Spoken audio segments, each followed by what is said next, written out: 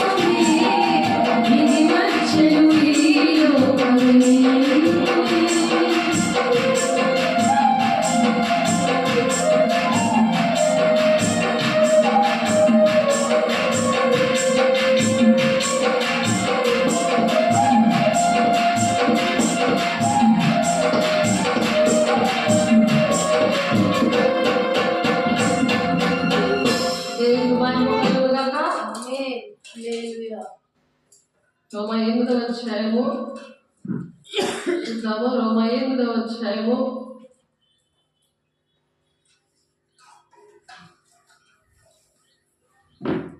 4వ వచనం. రోమ 8వ అధ్యాయము, రోమీయులకు రాసిన పత్రిక 8వ అధ్యాయము 4వ వచనం. దేవుడు తన సొంత కుమారుని పాప శరీరముతో పంపి ఆయన శరీరమందు పాపమునకు శిక్ష విధించెను. దేవుడు ఆయన సొంత కుమారుని వాక్య స్వరూపిగా పంపించాడు. మన మధ్య నివసిస్తున్నాడని యోహాను సువార్త 1వ అధ్యాయంలో ఆదియందు వాక్యం ఉండేది, వాక్యమే దేవుడే ఉండేది. ఆ దేవుడు శరీరధారే మన మధ్య నివసిస్తున్నాడు. ఆయన నివసిస్తుంటే ఎవరైతే దేవుని మాట వింటారో ఆయన కనిపిస్తాడు. నా భర్తకి కనిపించారు, నాకు కనిపించారు. ఎందుకంటే దేవుడిని అడిగినప్పుడు అన్ని వ్యసనాలతో, అన్ని పాపములో, శాపములో ఉన్న మనిషిని దేవుడు మనిషిగా తయారు చేశాడు. దేవుడు మనిషిగా తయారు చేశాడు.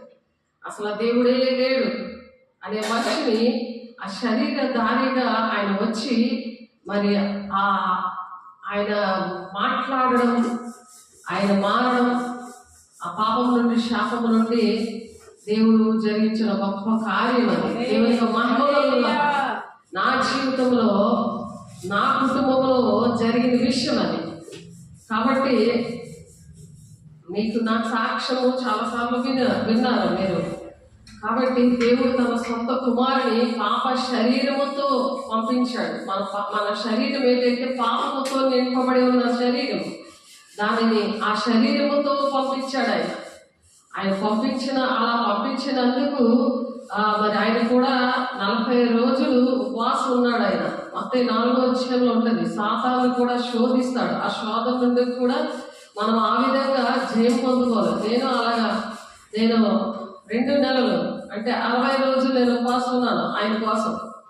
ఏకాంతంలో సాతానుతో శోధించబడి దేవుడు ఆ అభిషేకము, ఆ వరాలు ఇచ్చినప్పుడు మరి దేవుడు ఆ చీకటి శక్తుల, దుష్ట శక్తుల మీద అధికారం ఇచ్చి మరి దేవుడు 8 ఏరియాలో చేయడానికి సహాయం చేశాడు. అటువంటి వారి విషయంలో దేవా నేను బాధ్యత వహిస్తాను, నా జీవితం అంకితం చేస్తాను అని అంటే అది ఏంటంటే ఒక నక్షత్రము వెలుగు ఎలాగైతే ప్రకాశింపజేస్తుందో దేవుడు ఆ విధంగా భూలోకంలోకి వచ్చి ఆయన వెలుగును మన మీద ఆ విధంగా ప్రకాశింప చేయడానికే ఈ భూలోకానికి వచ్చాడు. మన కుటుంబాల్లో, దేశము అందరూ కూడా ప్రపంచమంతా వెలుగుగా ఉండి, వెలుగు సంబంధులుగా పరిశుద్ధాత్మతో నింపబడి పరిశుద్ధులుగా ఉన్నప్పుడే ఆ పరిశుద్ధ పట్టణానికి వెళ్ళగలరు. ఆయన శరీరమందు పాపములకు ఆయన శిక్ష విధించుకున్నాడు. ఆయన శిక్ష ఎలా విధించుకున్నాడు? శిలువ మీద మన పాపములన్నీ కూడా ఆయన శిలువ మీద మన పాపంలో ఆయన మీద వేసుకొని శిక్ష ఆయన పడ్డాడు. మన శిక్షను ఆయన భరించాడు.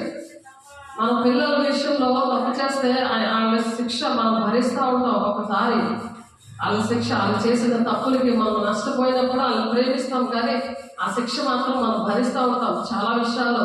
ఆ విధంగా మరి జీవితం అంతా కూడా మనం వాళ్ళు ఎలా పెరగాలి, వాళ్ళు ఎలా ఉండాలి, వాళ్ళు ఎలా ప్రయోజకులు అవ్వాలి, వాళ్ళ జీవితాల విషయం ఎలాగైతే పట్టించుకుంటామో ఆ విధంగా దేవుడు కూడా దేవుడు కుమారుడు పంపించి ఆ విధంగా వాక్య స్వరూపైన దేవుడు అంటే ఆ వాక్యము విన్నప్పుడు, ఆయన మాటలు విన్నప్పుడు పరిశుద్ధాత్మతో నింపబడతారు. వాళ్ళు అక్కడ నుండి మారు మనసు వస్తుంది. ఆ పాత జీవితం, ఆ రోత జీవితం పోయి దేవుని మనసు వాళ్ళకి వస్తుంది. వచ్చినప్పుడు దేవుని రాజ్యానికి వాళ్ళు కంపల్సరీగా వస్తారు. ఈ లోకంలో ఉంటాం, మనం చెప్తాం, చెప్పడం మన బాధ్యత.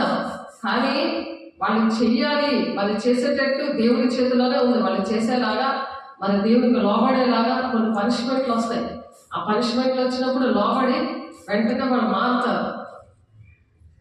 ఆ విధంగా ఈ లోకంలో అందుకే దేవుడు 2వ రాకడలో రావడానికి దేవుడు కారణం ఏంటంటే మొదటి రాకడలో వచ్చి ఇవన్నీ నేర్పించి 2వ రాకడ వరకు ఇంత టైం ఇచ్చారు, కృపకాలం. ఆ కృపకాలంలోనే ఆ దేవుడు వస్తున్నారు.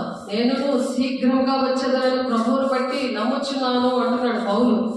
మరి ఆ నమ్మకము విశ్వాసముతో మనము నిరీక్షిస్తున్నాము. ఆ దేవుడు మళ్ళా రెండవ రాకడలో తెలుగుమంత సంఘంగా మనం సిద్ధపడాలి అని. మరియు నా సహోదరుడు జతపనివాడును నా తోటి యోధులను మీ దూతయు నా అవసరములకు ఉపచరించిన వాడునే ఎపఫ్రోదితును మీ యొద్దకు పంపుటకు అగత్యమని నేను అనుకుంటుని అని పౌలు గారు ఇంకొక ఊర్లో పరిచయం చేస్తున్నాం. ఒకవేళ జైల్లో ఉన్నా సరే తిమోతిని నా దూత అని సంబోధించాడు. దూతల్లాగా తయారవ్వాలి. ఒక్కొక్కరు దేవుని సేవకులు మరి వాక్యం చెప్తున్నప్పుడు ఆ తిమోతిని దూత అని చెప్తున్నాడు. దూత ఎక్కడ పడితే అక్కడికి చక్కగా స్పీడ్గా వెళ్ళిపోతుంది. దూతకి 2 రెక్కలు ఉంటాయి కదా, అలాగా అభిషేకం పొందుకున్న వాళ్ళని దూతల కింద దేవుడు లెక్కలో పెట్టారు. హెబ్రీ పత్రికలో ఉంటుంది, కీర్తన గ్రంథంలో ఉన్నది 104వ కీర్తనలో. మరి అలాగే 7:1 ఉంటుంది, తన సేవకులు దూతలుగాను అగ్ని జ్వాలలుగాను వాయువులుగాను నేను వాడుకుంటానని. అలా మనం దూతలుగా తయారవడానికి, అలా దేవుడి పిల్లల్ని టైం లేకుండా, టైం వేస్ట్ చేయకుండా ఈ కృపదినాల్లో ఆ ప్రేమను కలిగి ఆ దేవుడు ఎలాగైతే ప్రేమించి మన పాపముల శిక్ష ఆయన మీద మోపుకొని ఆయన ప్రాణం పెట్టేశాడు. మనం ప్రాణం పెట్టక్కర్లేదు, కనీసం దూతలాగా చక్కగా వెలుగుతో నింపబడి ఆ మాటలు విని మన పౌలు గారు ఎలా పంపిస్తున్నారో అలా మిమ్మల్ని కూడా పంపిస్తున్నప్పుడు ఆ బ్రాంచుల్లోకి వెళ్ళాలి. ఆ బ్రాంచ్లు దేవుడిచ్చిన బ్రాంచ్లు, ఆ బ్రాంచ్లకు వెళ్ళి ఆ ఫోన్లోని వాళ్ళకి కనిపించి మీ సాక్ష్యాలు మీరు ఎలాగా దేవుడికి విన్నప్పుడు మీకు దేవుడు ఎలాగ కార్యాలు చేశారు అని వినకుండా ఉన్న వాళ్ళ విషయాల్లో బాధ్యత వహించమని సంఘానికి దేవుడు అనేకమైన సార్లు బోధిస్తా ఉన్నాడు. ఇక్కడ వాళ్ళు వెళ్ళాలి, నాకు కుదరదు, నాకు అవ్వదు అని అంటే దేవుని రాజ్యానికి వెళ్ళలేదు. దేవుడు ఇచ్చిన పనులు అనమాట. కాబట్టి అతను ఎపఫ్రోదు అని ఆయనట రోగిగా ఉన్నాడంట. అతడు రోగి అయినను మీరు వింటిరి కనుక అతడు మిమ్మల్ని అందరినీ చూడ మిగిలిన అపేక్ష కలవాడని విచారిస్తున్నాడు. ఒక బ్రాంచ్కి పంపిస్తుంటే అతను ఎపఫ్రోదు అనే ఆయన మరి రోగిగా ఉన్నాడు, ఆయన చూడాలని మిమ్మల్ని ఆశపడుతున్నాడు అని పౌలు గారు చెప్తున్నారు తిమోతికి. నిజముగా అతడు రోగి చావుకి సిద్ధమై ఉండని కానీ దేవుడు అతన్ని కనికరించాడు. ఎందుకు? దేవుడు మాట లేనప్పుడు పనిష్మెంట్ వచ్చింది, కానీ మళ్ళీ బ్రతికే ఉన్నాడు. కానీ దేవుడు కనికరించాడు. కాబట్టి అతడు మాత్రమే కాక నాకు దుఃఖం మీద దుఃఖము కలగకుండాకు నన్ను కనికరించాడు. మరి దేవుడు పిల్లలు శిష్యులు, పౌలు గారి శిష్యులు మరి దేవుడు కనికరించకపోతే వాళ్ళకి ఏదైనా అవుతే పౌలు గారికి చాలా దుఃఖం వస్తుంది కదా. అలా దుఃఖం మీద దుఃఖము కలగకుండాక నన్ను కూడా దేవుడు ఇలా కనికరించాడని సాక్ష్యం చెప్తున్నాడు. అలాగా మనకు కూడా అనేకమైన సాక్ష్యాలు అటువంటి ఉన్నాయి. దేవుని నామ స్తోత్ర. ఏదైనా మాట వినకపోతే పనిష్మెంట్ వస్తుంది. మరి జమ్మిగుడిలో మరి ఆరాధన చర్చిలో ఉన్నారు ఆ కుటుంబము, రూతు కుటుంబము, ఆశాజ్యోతి, ఎస్తేర్ అని. వాళ్ళకి ఇంకా మళ్ళీ వెళ్ళమని ఫాస్టింగ్, ఆదివారం ఫస్ట్ వీక్లో ఆదివారం మరి ఫాస్టింగ్ ఉండాలి. మీరు చక్కగా అక్కడ సువార్త చేసి రావాలి, నైట్ ప్రేయర్లు చేసుకొని ఉదయం వచ్చేయాలని చెప్పి దేవుడు వాళ్ళతో మాట్లాడితే వాళ్ళు వినకపోతే జ్వరాలు వచ్చేసి, వాళ్ళకి అనారోగ్యాలు వచ్చేసింది. వెంటనే గబగబా క్యాన్లోని మీకైతే కానీ పెడతారు పాస్టర్ గారు అన్ని, కానీ మాకు ఎవరు పెడతారు? మాకున్నదే మేము పులిహోరలాగా చేసేస్తాము అనుకొని ఒక పచ్చడి వేసేసి ఒకసారి ఉప్పు ఉంటుంది, ఒకసారి కారం ఉంటుంది, అలాగే ఆ పొడి వెళ్తుంటుంది, గమగమ తినేసి మేము ఒక పూట అలాగా కడుపులో పడేసుకొని ఇక్కడ జరుగుట్లా ఇక్కడ చర్చ అవగానే అక్కడ ఇంగాపల్లి వెళ్ళిపోయేవాడు ఫస్ట్ ఆదివారం. దాని కాపరిగా నా భర్త చేసేవాడు అక్కడ. కాబట్టి దేవుడు అలాగా ఒక్కొక్క బ్రాంచెస్ ఇచ్చారు. అలాగా కాబట్టి మీరు అతన్ని చూచి మరలా సంతోషించి నిమిత్తము నాకున్న దుఃఖము తగ్గు నిమిత్తమును అతన్ని మరి శీఘ్రంగా పంపి తిని. ఆ దుఃఖం అనేది ఉంటుంది కదా, అయ్యో ఆత్మీయ పిల్లలు ఎలా ఉన్నారు, అక్కడ ఎలా ఉన్నారని కాపరికి ఉంటుంది. అలాగే పౌలు గారు నాకు దుఃఖము మరి శీఘ్రముగా పంపిన దుఃఖం విషయంలో ఆ దుఃఖము తగ్గు నిమిత్తము అతన్ని మరి శీఘ్రంగా నేను పంపించాను, చాలా ఫాస్ట్గా పంపించాను. అక్కడ ఉన్న ప్రజలు ఎలా ఉన్నారు, వాళ్ళ ఆత్మలు ఎలాగైనా పాడైపోతే దేవుని రాజ్యానికి వెళ్ళలేదు. వాళ్ళకి బుద్ధిమంతుడు తగిన సమయంలో అన్నము పెట్టి ఉన్న బుద్ధిమంతుడు ఎవరు అనుంది మత్తయి 24వ అధ్యాయంలో. అంటే తగిన టైంలో ఆత్మీయ ఆహారం అనే శరీరము రక్తం అనే మన వాక్యాన్ని, ఆ దేవుడిని, వాక్యం అంటే దేవుడు కదా, దేవుడు మాటలు వాళ్ళకి వినిపించాలి సాక్ష్యాలతో. వాళ్ళకి ఇచ్చినప్పుడు వాళ్ళు బలపడతారు అన్నమాట. అందుకని శీఘ్రంగా నేను పంపించాను అంటున్నాడు. నా ఎడల మీ ఉపచర్యలో ఉన్న కొదువను తీర్చుటకై నా ఎడల నా వలన నా ద్వారా కొంత ఉపచర్యలో కొదువు ఒకటి ఉంది. ఆ కొదువుని తీర్చడానికి అతడు తన ప్రాణమునైనను లక్ష్య పెట్టక క్రీస్తు యొక్క పని నిమిత్తము చావులకు సిద్ధమైపోయాడట ఆయన. అతనుకున్న లోటు వాళ్ళకి, ఆ లోటు తీర్చడానికి, వాళ్ళ ఆత్మలను రక్షించడానికి కనుక పూర్ణ ఆనందంతో ప్రభువునందు అతన్ని చేర్చుకొని అట్టివారిని ఘనపరచండి, గౌరవంగా చూడండి. వాళ్ళ ప్రాణాలు తెగించి మీ దగ్గరికి వస్తారు. మీ ఆత్మలు రేపు పొద్దున్న చనిపోతే అవి ఎక్కడికి వెళతాయి అని చెప్పి ప్రతి ఒక్క గ్రామంలో కూడా ఒక్కొక్క బిడ్డని దేవుడు పంపిస్తా. దేవుడు ఎందుకంత వేదన పడుతున్నారంటే ఆ ఆత్మలు దేవుని దగ్గరికి రావాలని. ఆ ఆత్మలు ఈ కృపకాలంలో ఆయన రెండవ రాకడలో వచ్చినప్పుడు జాగ్రత్తగా మరి భయంతోనూ భక్తితోనూ ఆ విధంగా రక్షణని కాపాడుకుంటారని ఉద్దేశంతో దేవుడు అలాగా పౌలు గారిలో ఉండి అలాంటి విషయాలన్నీ కూడా జాగ్రత్తగా చావుకు తెగించి వాళ్ళ ఆత్మలను కాపాడుకుంటూ వస్తున్నారు. ఎందుకనగా మీరు నిశ్చయించుటకును కార్యసిద్ధి కలుగు చేయుటకును తన దయా సంకల్పం నెరవేర్చుటకై మీలో కార్యసిద్ధి కలుగు చేయవాడు దేవుడే, మనుషులు చేయరు. మీరు ఎప్పుడైతే ఒక అడుగు వేస్తారో 10 అడుగులు దేవుడే ఇస్తాడు. ఆ సాయాన్ని వెనక లాగుతూ ఉంటాడు. నేను రాను, నా వల్ల అవ్వదు అని గట్టిగా చెప్తా ఉంటారు. కఠినమైన హృదయము సాతానుడు పెట్టినప్పుడు మాంసం గుండెలాగా తయారు చేస్తారు. దేవుని మాటలు చెప్పి దేవుని సేవకులు, దేవుని బిడ్డలు, మీరు మూర్ఖమైన వక్ర జన్మ మధ్య నిరపరాధులను నిష్కలంకులను అనింద్యులనై దేవుని కుమారులు అగునట్లు సనుగుకొనగా సంశయము మాని సనుక్కొని ఏంటంటే సంశయములు అంటే సాగులు అన్నమాట. ఈ సంశయములను మాని సమస్త కార్యాలు మీరు చెయ్యండి అని చెప్తున్నాడు పౌలు ఫిలిప్పీ సంఘానికి. కాబట్టి ఈ గ్లోరీ గాస్పెల్ చర్చికి కూడా దేవుడు చెప్తున్నాడు, దేవుడు అన్నీ ఇచ్చాడు, ఈ ప్రాణం ఇచ్చాడు, అంత చాలు. ఈ ధనము ఇవన్నీ కూడా ఇల్లు వాకిలు ఎవరు కూడా వెళ్ళరు. దేవుడు మాటలు విని దాని ప్రకారం నడిచిన వాళ్ళు మాత్రమే దేవుని రాజ్యం వెళతారు. కాబట్టి దేవుని యొక్క చిత్తం అనేది ప్రతి ఒక్కరి పట్ల ఉంటుంది. మరి అందుకనే అట్టి జనము మధ్య మీరు జీవవాక్యమును చేత పట్టుకొని ఎలాగ చేత పట్టుకోవాలి, జీవవాక్యాన్ని గట్టిగా పట్టుకోవాలి. అది విడిచిపెట్టేసేది కాదు. అంటే దేవుని గట్టిగా పట్టుకోవాలి. ఎందుకంటే శ్రమైన, ఖడ్గమైన, హింసైన, ఉపద్రవమైన, విద్యలైన పాపలను దేవుడు పిలుచుకున్నాడు. ఆ ప్రాణాలు తెగించేసి దేవుని కార్యాలు, అద్భుత కార్యాలు, మహత్కార్యాలు చేశారు అపోస్తుల బోధలో. మనకు దేవుడు అపోస్తుల బోధన చెప్పారు. భక్తి అర్థం కావట్లేదు ప్రభా, ఇదిగో ఇలా నేను బాధ్యత ఇస్తాను, నా జీవితాన్ని అంకితం ఇస్తాను, నాలా ఎవరు కూడా అలా నష్టపోకూడదు, ప్రతి ఒక్కరూ దేవుని రాజ్యానికి రావాలి అని కంకణం కట్టుకున్నప్పుడు దేవుడు ఏం చేస్తారు, అట్టి జనం మధ్య మీరు జీవవాక్యం చేత పట్టుకుంటారట. చేత పట్టుకుని లోకముందు జ్యోతులనే కనపడతారు. జ్యోతుల లోకంలో ఎలా ఉంటారు? లోకానికి దేవుడు ఎందుకు వచ్చారు? ఒక జ్యోతిగా నిన్ను నన్ను చేయడానికి. జ్యోతి అంటే నక్షత్రం. అలాగే నువ్వు ఉండాలి. ఏదో పాటలు పాడుతూ దేవుడు మాటలు వినేసి పారిపోవడం కాదు. దేవుడు చేయడు చిన్నపిల్లలాగా బతుకు కాదని.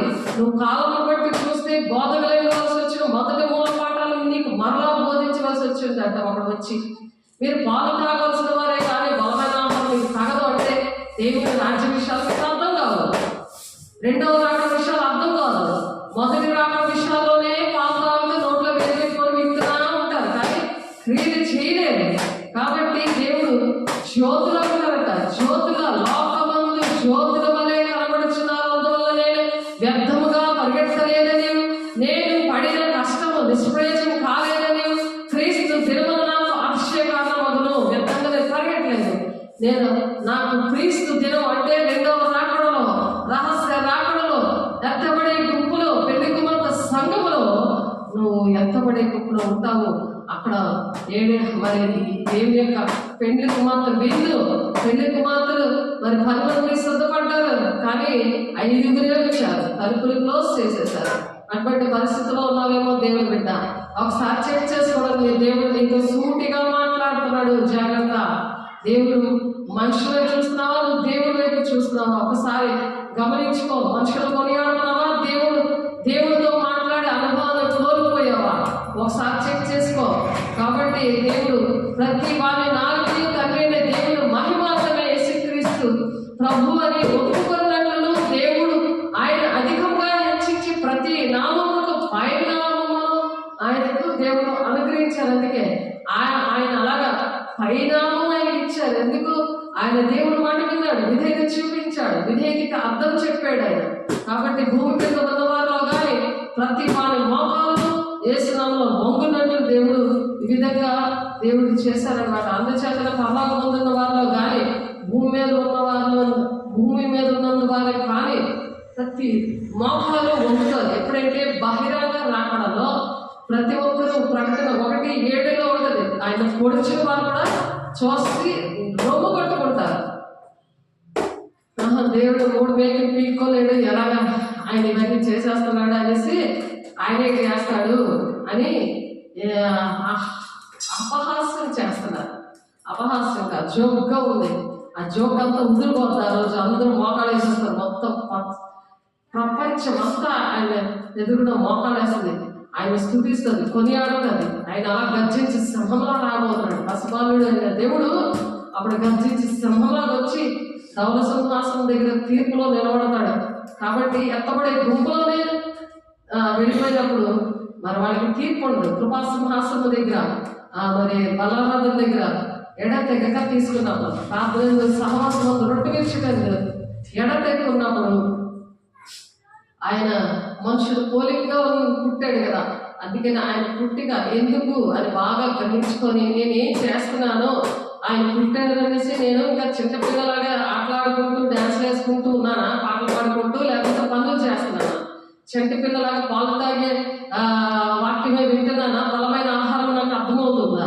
తండ్రి చిత్తం ఏంటి, ఆయన రాకడ సూచనలు ఏంటి, అవి అర్థమవుతున్నాయా లేదా? ఇప్పుడు అనేకమైన విషయాలు జరుగుతున్నాయి, అవన్నీ వివరించే వాక్యము అవి కలిపి చెప్తున్నప్పుడు అర్థమవుతున్నాయా లేదా అనే విషయాలు అర్థం చేసుకొని ఏం చేయాలి? దాని ప్రకారం నడుస్తున్నానా లేదా? నడవట్లేకపోతే దేవా ఆ శక్తి ఇవ్వండి అనే కృపా సింహాసనం అని బలారాధన దగ్గర అపోస్తలులు 2:42 ఉంటుంది కదా, అక్కడ కృపా సింహాసనం దగ్గర 1 కొరింథీయులు 13వ అధ్యాయంలో కూడా ఉంటుంది. అది అలాగా విమర్శించుకుంటూ తీసుకొని ఎలా తీర్పు ఉండదు అంటున్నారు. అప్పుడు ధవల సింహాసనం దగ్గర తీర్పు ఉండదు, బహుమానాలు ఉంటాయి. రహస్య రాకడలో ఎత్తబడిన వారికి జీవ కిరీటము, అక్షయ కిరీటము, మహిమ కిరీటము, భూషణ కిరీటము ఇవన్నీ కూడా పొందుకుంటున్నప్పుడు మిగిలిన వారికి అప్పుడు 7 శ్రమ దినాలు ఉంటారు. పెండ్లి విందులో ఉండరు, బుద్ధిలేని కన్నికలా విడవబడతారు. కాబట్టి ఆయన దేవుని స్వరూపము కలిగిన వాడండి, దేవునితో సమానంగా ఉంటుట విడిచిపెట్టకూడదని భాగ్యమని ఆయన ఎంచుకోలేదు. కానీ మనుషుల పోలికగా పుట్టి దాసుని స్వరూపమును ధరించుకున్నాడు.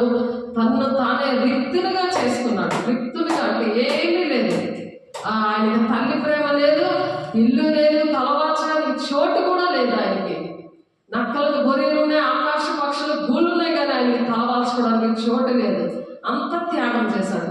నువ్వు ఏం త్యాగం చేస్తున్నావు, నేనేం త్యాగం చేస్తున్నానని ఆ కృపాసింహాసనం దగ్గర మనం విమర్శించుకుంటూ వేసే శరీర రక్తము ప్రార్థన సహవాసంలో రొట్టె విరుచుటందు ఎడతెగక ఉన్నప్పుడు అపోస్తలులాగా బాధపడతారు. భయం కలుగుతుంది. దేవుడు సాతాను బిడ్డలకి, సాతాను శరీరంతో కాదు కదా మనం పోరాడుతుంది. దురాత్మల సమూహాలు ఉంటాయి దేవుని మాట వినలేని వాళ్ళ ఒంట్లో. కాబట్టి వాళ్ళతో పోరాటం, ఆ పోరాటం అంతా కూడా లేకుండా భయం కలుగుతుందంట. అపోస్తలులా వాడబడుతున్నట్ట. దేవుడు అద్భుత కార్యాలు, మహత్కారాలు, సూచిక్రియలు దేవుడు చేస్తున్నాడు. ఎన్నో చేశాడు మన జీవితాల్లో. మనంతా కృతజ్ఞత గలవారమై మరి ఉండాలి అని దేవుడు ఆశపడుతున్నాడు. దేవుడు కూడా నువ్వు ఎలా ఉన్నావో అది దేవుడికి రోజు కూడా చెక్ చేసుకునేదే శరీరం రక్తము. దాని ద్వారా నీకు రాబోతున్న ప్రతి విషయాలు కూడా తెలుస్తాయి.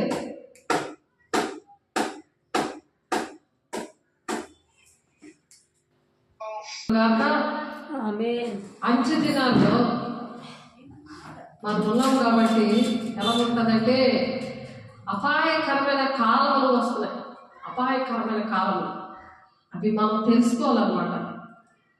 ఎలా అంటే మనుషులు స్వార్థప్రియులు ఉంటారు. స్వార్థప్రియులు, ధనాపేక్ష, మరి బింకములు ఆడేవారు. ధనాపేక్ష ఉన్న వాళ్ళు ఎప్పుడు కూడా అబద్ధాలు కంపల్సరీగా ఆడతారు, మాట తప్పిపోతారు. వాళ్ళు బింకములు ఆడేవారు. అహంకారం ఎక్కువ ఉంటుంది వాళ్ళకి. దూషకులు, తల్లిదండ్రులకి అవిధేయులు, ఆత్మీయ తల్లిదండ్రులకి అవిధేయతగా ఉంటారు.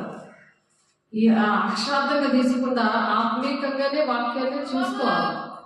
ఎందుకంటే ఆత్మానుసారంగా దేవుని రాజ్యానికి వెళ్తారు కాబట్టి. కృతజ్ఞత లేని వారు, అపవిత్రులు, అపవిత్రంగా ఉన్నందువల్ల ఇవన్నీ ఏలుబడి చేస్తారు. పరిశుద్ధంగా ఉండడానికే మరి ప్రార్థన సహవాసం రొట్టె గురించి ఎడతెక్క ఉండడానికి కారణం ఏంటంటే పరిశుద్ధ పట్టణానికి వెళ్ళడానికి. అనేక మందిని ఆకాశంలో జ్యోతుల్లా ప్రకాశిస్తున్నారని వాక్యం చదువుకున్నాం కదా ఇందాక. ఆ వాక్యంలాగా ఉండడానికి.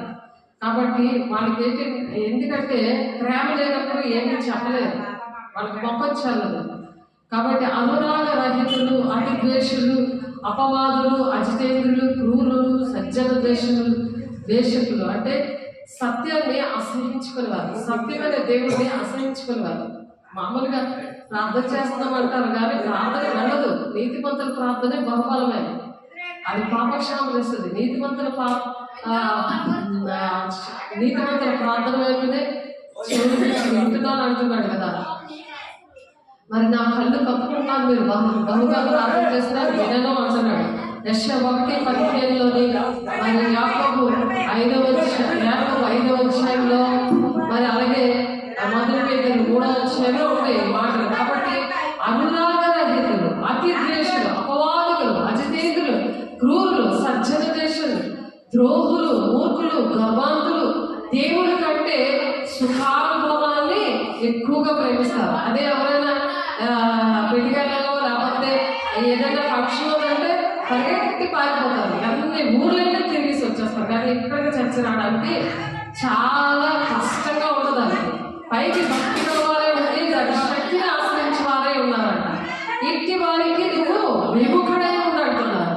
పాప భక్తులే నానా విధములైన దురాశలలో నడిపించబడుతుంటారు. ఎల్లప్పుడూ నేర్చుకుంటూ కూడా వాళ్ళు ఎలాగంటే సత్య విషయమైన అనుభవ జ్ఞానం ఎప్పుడూ పొందలేని అవివేక స్త్రీల యొక్క ఇళ్లలో చొచ్చి వారిని చెరగట్టుకుని పోతారన్నమాట. వీరిలో చెడిన వారు, వీరిలో చేరిన వారు ఎలా ఉంటారంటే చెరబట్టుకుని పోతారన్నమాట. ఏంటంటే అవివేక స్త్రీల యొక్క ఇళ్లలో చొచ్చి, అలాగే మరి ఇక్కడ ఆరాధన చర్చి విషయంలో అలాగే చర్చ అంతటినీ దోచేశారు. అలాగా చెరబట్టుకొని పోతారు ఈ అంచె దినాల్లో. అందులో ఎన్నే అని ఎమ్రి అని వారట మోషేను ఎదిరించినట్లు వీరును మోషేని ఎలాగైతే ఆనాడు ఎదిరించారో సేవకులు అలాగే ఎదిరించే వారిగా ఉన్నారు. చెడిన మనసు అన్నమాట. చెడిపోయింది ఆ మనసు చెడిపోయింది. కాబట్టి మారు మనసు, నూతనమైన జీవితం, నూతనమైన ఆత్మ, నూతనమైన మనసు రావాలని దేవుడు మరి ఈ భూలోకానికి దేవుడు రావడానికి దేవుడు కారణం అయ్యాడు. ఆయన పాప శరీరము దాల్చి శిక్ష విధించుకున్నాడు మన పాపముల కోసం. ఇంకనూ ఆయన బాహాటంగా సిలువేయకూడదు కదా. కాబట్టి చెడిన మనసు కలిగిన విశ్వాస విషయంలో భ్రష్టులే సత్యము ఎదిరిస్తున్నారు. వాక్యం అంటే ఇష్టం ఉండదు, వాక్యం అర్థం కాదని అబద్ధాలు చెప్తుంటారు. అర్థమవుతుంది కానీ వాక్యం మాకు అర్థం అవ్వట్లేదు, ఇష్టం ఉండదు అనమాట. ఎందుకంటే అన్ని ఆశీర్వాదకరమైన రావాలి, దేవుడి పని చేయకూడదు. ఇవన్నీ సాతాను మనసు, అది దేవుడి మనసు కాదు, చెడిన మనసు అనమాట. ఆయన వారి అవివేక మేధాలు తేటపడను, అలాగే వీరిని కూడా అందరికీ తేటపడను కనుక వీరికను ముందుకు సాగరాలి. అక్కడే ఎక్కడ వేసిన గొంగలే అక్కడే. ఇంకా పాలు తాగి పరిస్థితే, పాటలు పాడుకొని గెత్తుకొని డ్యాన్స్ వేసుకొని బతికే అయిపోయింది మనకి. అయితే నీవు నా బోధను, నా ప్రవర్తనను, నా ఉద్దేశము, నా విశ్వాసము, నా దీర్ఘశాంతము, నా ప్రేమను, నా ఓర్పును, అంత్యమయు ఈ కొనేలస్త్ర అనే పట్టణంలో నాకు కలిగినట్టి హింసలను ఉపద్రవమును తెలుసుకున్న వాడవే నన్ను వెంబడించితివి. అట్టి హింసను సహించితిని కానీ వాటన్నిటిలో నుండి ప్రభు నన్ను తప్పించాడు. అన్ని విషయంలో తప్పించి చక్కగా మరి దేవుడు అదే స్థలంలో మంచి మంచి సంఘాన్ని ఇచ్చాడు. మరి గుంపులంలో కూడా మంచి సంఘాన్ని ఇచ్చాడు. దేవుడు అన్యాయస్తుడు కాదు. ఎవరు చేసిన పని విషయంలో వారికి ప్రతిఫలం ఇస్తాను, వారికి జీతాన్ని నేను సిద్ధపరిచాను, వారి క్రియలు చెప్పిన జీతాన్ని నేను సిద్ధపరిచాను అంటున్నాడు. అపవిత్రులు అపవిత్రులుగానే ఉండనేమో, పరిశుద్ధులుగానే ఉండనేమో అంటున్నాడు. వారి క్రియలు చెప్పి నేను జీతాన్ని సిద్ధపరిచి ఉంచాను అంటున్నాడు. క్రీస్తు యేసునందు సద్భక్తితో బ్రతుకును ఉద్దేశించి వారికి హింస తప్పదు అంటున్నాడు. భక్తి చేసినప్పుడు హింస అనేది ఉంటుంది.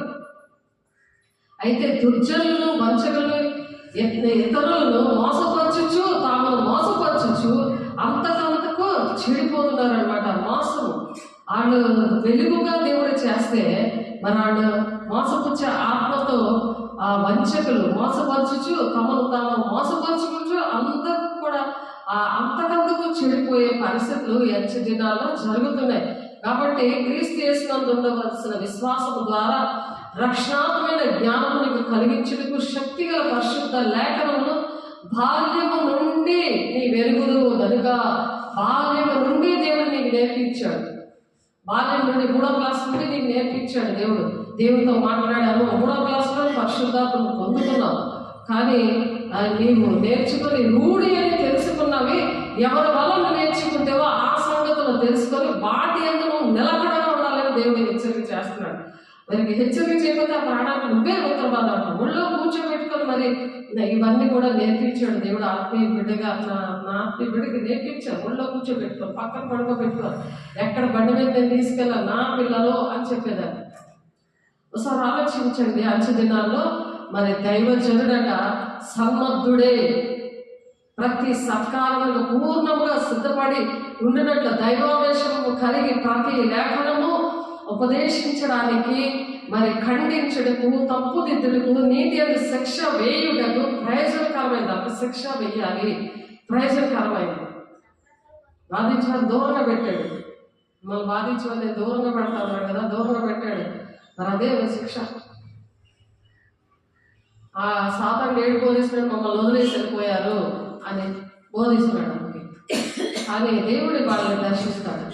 దర్శించి యెషయా 60:14 ప్రకారం వాళ్ళని దీవించడానికి ఇష్టపడుతున్నాడు.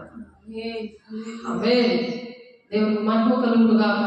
ఎందుకంటే ఫిలిప్పీ 2వ అధ్యాయంలో 12వ వచనంలో ఉంది కదా, మనం చదువుకుంటున్నాము. మనం ఏంటంటే మన రక్షణని ఆ విధంగా మనం కాపాడుకోవాలి. అంత వరకు కూడా కాపాడుకోవాలి. ఫిలిప్పీ 2:12 కాగా నా ప్రియులారా మీరెల్లప్పుడూ విధేయులైన ప్రకారము నాయన ఉన్నప్పుడు మాత్రమే కాక మరి ఎక్కువగా నేను మీతో లేని ఈ కాలమందును భయముతోనూ వణుకుతోనూ మీ సొంత రక్షణను కొనసాగించండి. ఎందుకనగా మీరు నిశ్చయించుటకు కార్యసిద్ధి కలుగజేసుకుంటకు తన దయా సంకల్పం నెరవేర్చుటకు మీలో కార్యసిద్ధి కలుగజేయవాడు దేవుడే చేస్తాడు ఆ కార్యసిద్ధి. మనుషులు చేసేది కాదు. కాబట్టి దేవుని దగ్గర అడగాలి. మీరు శరీరానుసారంగా ప్రవర్తించేలా చావవలసిన వారైందురు కానీ ఆత్మ చేత శరీర క్రియలను చంపినలా జీవిస్తారు. అలా జీవనము యుగగాలు దేవునితో జీవించాలని దేవుడు ఆశపడి చెప్తున్నాడు. కాబట్టి ఏదైనా మరలా భయపడ్డకు మీరు దాస్యపాత్రను పొందలేదు కానీ దత్తపుత్ర ఆత్మను పొందిది. ఆ ఆత్మ కలిగిన వారమే మనం అబ్బా తండ్రి అని మొరపెడుతున్నాం. కానీ మనము దేవుని పిల్లలమైన ఆత్మ తానే మనము పిల్లలమైతే వారసులము, అనగా దేవుని వారసులం. క్రీస్తుతో కూడా మహిమ పొందుటకు ఆయనతో శ్రమపడలేలా క్రీస్తు తోటి వారసులం అవుతాం. ఆయనతో పాటు శ్రమపడాలి. ఆయన మనతో ఉన్నాడు కదా, ఆయనతో పాటు మనము కూడా ఆయన తోడే ఉన్నాడని మనము శ్రమపడాలి. మనం శ్రమపడ్డప్పుడు ఇమానియేల్ అంటే ఆయన మనకు తోడు.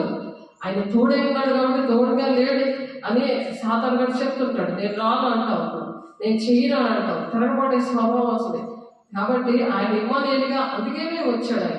ఆయన పరిశుద్ధ స్థానంలో అందుకే జన్మించాడు. కొలస్సీ 2వ అధ్యాయము 2:7-6 ఉంది ఒక మాట చూద్దాం. కొలస్సీలు రాసిన పత్రిక 2వ అధ్యాయం, కొలస్సీలు రాసిన పత్రిక 2వ అధ్యాయము 7-6 వచనాలు. మీరు నేర్చు 6వ వచనం చదువుదాం. కావున మీరు ప్రభు అయిన క్రీస్తు యేసును అంగీకరించిన విధముగా ఆయన యందు వేరు పారిన వారే ఇంటి వలె కట్టబడాలి. ఇంటి వలె దేవుని ఇల్లులో తయారవ్వాలి. ఏదో మనుషులా కాదు, దేవుని ఇల్లు అంటే దేవుడు నీలో నివసిస్తాడా లేదా? దేవుడు నీలో నివసిస్తే దేవుని ఇల్లులా కట్టబడ్డావు అనమాట. నీ ద్వారా అనేక మంది వెలిగించబడతారు. అందుకనే భూలోకానికి ఆయన పాప శరీరం ఆకారంలో ఆయన రావడానికి కారణమైంది. అందరూ ఇప్పుడు వరకు కూడా ఆయన మనిషి అనుకుంటున్నారో దేవుడు అనుకోవట్లేదు. చాలా మంది, చాలా బాధాకరమైన విషయం. ఆయన మనుష్య రూపం ఎందుకు ఆయన ధరించాడు? అంత తగ్గించుకున్నాడు. దేవుడు ఆత్మస్వరూపి కూడా, ఆయన చూడలేరు ఎవరు కూడా. ఆకాశం ఆయన సింహాసనం, భూమి ఆయన పాదపీఠం, అగ్ని జ్వాల వంటి కన్నులు గడవాడు. ఆయన రూపంలో రెండవ రాకడలో వస్తాడు. ప్రకటన 1వ అధ్యాయం చదివిన ఉంటుంది అక్కడ ఆయన రూపమంతా ఉంటుంది అక్కడ 21, 22 అధ్యాయంలోని ప్రకటన 22వ అధ్యాయంలో కూడా అక్కడ పరలోక రాజ్యము కొలతలతో సహా దేవుడు ఎలా వస్తారో ఎలా ఉంటామో అన్నీ కూడా ఉన్నాయి. మీరు చదవండి. కాబట్టి మీరు నేర్చుకున్న ప్రకారము విశ్వాసము స్థిరపరచబడచ్చు, కృతజ్ఞతాస్తుతులు చెల్లించుటయందు విస్తరించచ్చు ఆయన నుండి నడుచుకుని. ఈ సంవత్సరం అంతా దేవుడు ఆ విధంగా నడిపించడానికి మనం అన్న క్షణం కూడా కృతజ్ఞతాస్తుతులు చెల్లించాలి. చాలా మంది తెలియని విషయాలు మర్మాలు దేవుడు ఈ సంవత్సరం మనకి బోధించాడు.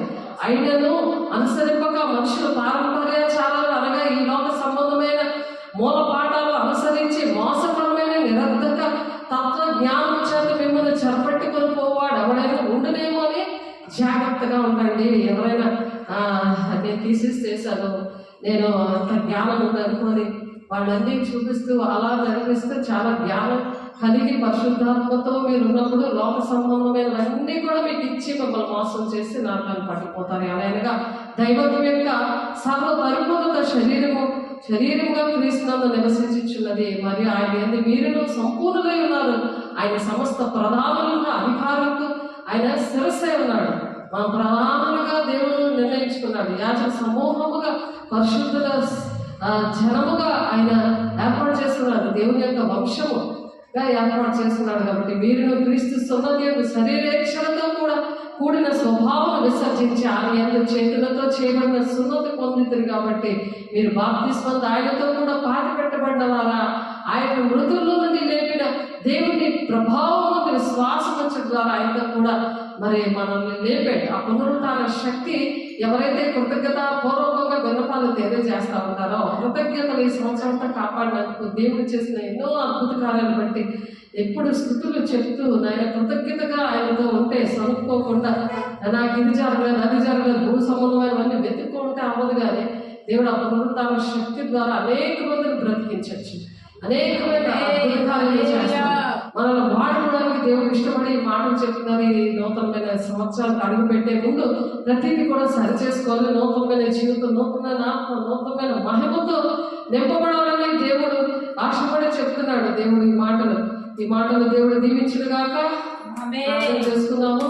పరిశుద్ధుడా, ప్రేమ గల దేవ, మహిమ గల దేవ, అభిషేక్తుడా నాయన, ఇంతవరకు నాయన మీరు ఎక్కడ శాంతి భద్రపరిచి మీరు మాట్లాడి అయ్యా అనేక విషయాలు మనం బోధించి నాయన నడిపించాలని వందల శరీర ఆకారంలో ఆయన శిక్షలు విధించుకున్నాం ప్రభావ. నాకు రావాల్సిన శిక్షలు అయ్యా మీరు భరించారు ప్రభావ. ఈ భూలోకంలో ఉన్న ప్రతి ఒక్క ప్రజలు కూడా ప్రేమించారు ప్రభా. అర్థం కాకుండా చేసిన దురాత్మ శక్తులారా యేసునామములో కాలిపోవలుగాక, పరిశుద్ధాత్మ ప్రతి ఒక్కరిని ఆవరించండి ప్రభా. ఆవరించండి ప్రభా. చిత్తమేటో బోధించండి ప్రభా. అయ్యా ఎందుకు శరీరాకారంలో వచ్చావో, ఎందుకు మనుష్య రూపంలో దాచావో, దేవుని స్వరూపాన్ని ప్రభా నా తండ్రి నాయన దేవుని మహిమనంతటి విడిచిపెట్టి వచ్చావో, మరి ఈ దినాల్లో ఏది విడిచిపెడుతున్నామో, ఏ పని చేస్తున్నామో, గురి వద్దకే పరిగెట్టాలి. రెండవ రాకడలో ఎంతబడి పెళ్లి కుమార్తె సంఘంలో ఉండాలని జ్ఞానంతో మీరు నింపి అయా తండ్రి నీ మహిమతో నింపండి. మహిమ నుండి అధిక మహిమలోనికి అయా మీరు నింపండి ప్రభు. నీ బిడ్డల ప్రభా మమ్మల్ని నాయన ఆదిలో పెట్టుకోండి. నీ మహిమార్థమే వాడుకోండి, నీ చిత్తానుసారంగా వాడుకోండి ప్రభు. నాయన మా పట్ల నీ ప్రణాళిక ఏమీ ఉందో మా జీవితాల్లో కలిగిన సమస్తాన్ని కూడా మీకు అంగీకరిస్తున్నాం ప్రభు. ఉండడానికి ఇష్టపడుతున్నాం అయ్యా. అయా సహాయం చేయండి నాయన. శరీర సంబంధ నియమం నుండి విడిపించండి, విడిపించండి. నీ మహిమతో నింపండి ప్రభు. నీ అభిషేకంతో నింపండి ప్రభు. మనుషుల వైపు చూడకుండా నీవే చూడడానికి సహాయం వహించండి. మీరే అధ్యక్షులు వహించండి. నీ సాక్షిగా నిలబెట్టుకోండి ప్రభు.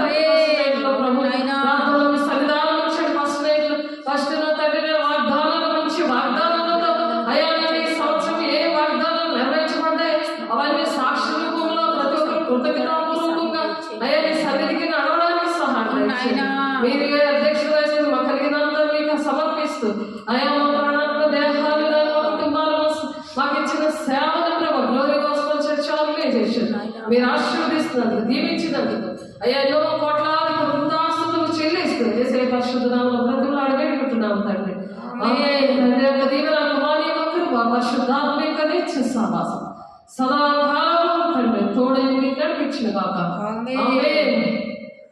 దేవుని మహిమ కలుగును గాక. God bless you. దేవుడు దీవించి ఆశీర్వదించును గాక. ఆమేన్.